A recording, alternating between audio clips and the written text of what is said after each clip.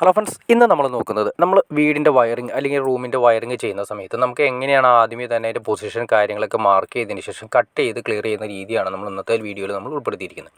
നിങ്ങൾ കാണുന്ന പോലെ തന്നെ സോളിഡാണ് കംപ്ലീറ്റ് ഉപയോഗിച്ച് ചെയ്തിരിക്കുന്നത്. ഇന്നത്തെ കാലത്ത് ചെങ്കല്ലും വരുന്നുണ്ട്, അതുപോലെ തന്നെ സോളിഡും വരുന്നുണ്ട്.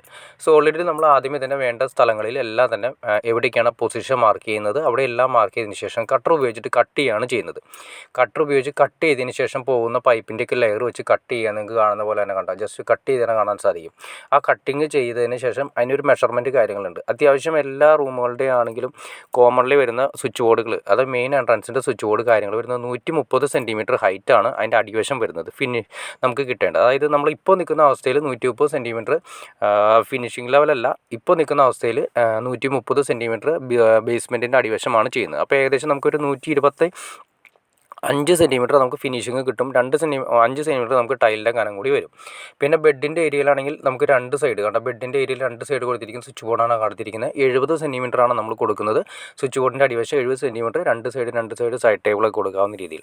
പിന്നെ വരുന്നതെന്ന് വെച്ചിട്ടുണ്ടെങ്കിൽ നമ്മൾ എക്സ്ട്രാ പ്ലഗ് നമ്മൾ കൊടുക്കുന്ന സമയത്ത് 110 സെൻറ്റിമീറ്ററാണ് നമ്മൾ സാധാരണ കൊടുക്കുന്നത്. അതായത് എക്സ്ട്രാ പ്ലഗ് എന്ന് ഉദ്ദേശിച്ചാൽ കമ്പ്യൂട്ടർ കാര്യങ്ങളൊക്കെ വെക്കുന്നതിന് വേണ്ടിയിട്ട് അങ്ങനെയൊക്കെ വരുന്നതിന് ഏരിയയിലാണ് നമ്മൾ 110 സെൻറ്റിമീറ്റർ വയ്ക്കുന്നത്.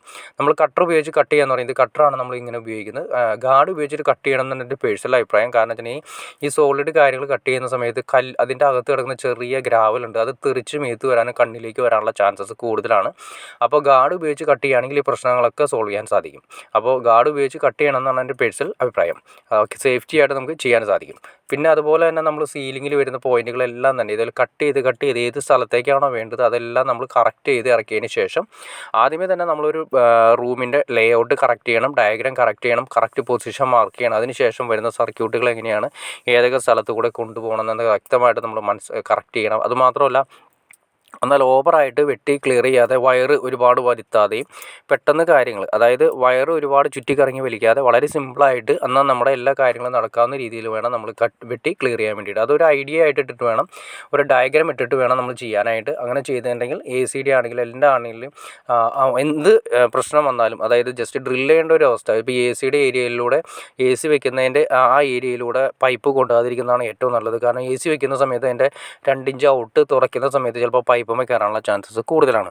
അപ്പോൾ അങ്ങനെയുള്ള സാഹചര്യങ്ങൾ അതൊക്കെ ഒഴിവാക്കി കൊണ്ടുവേണം നമ്മൾ ഇലക്ട്രിക്കിൻ്റെ ലേഔട്ടും അതുപോലെ തന്നെ ഇലക്ട്രിക്കിൻ്റെ വർക്കും ചെയ്യാനായിട്ട്.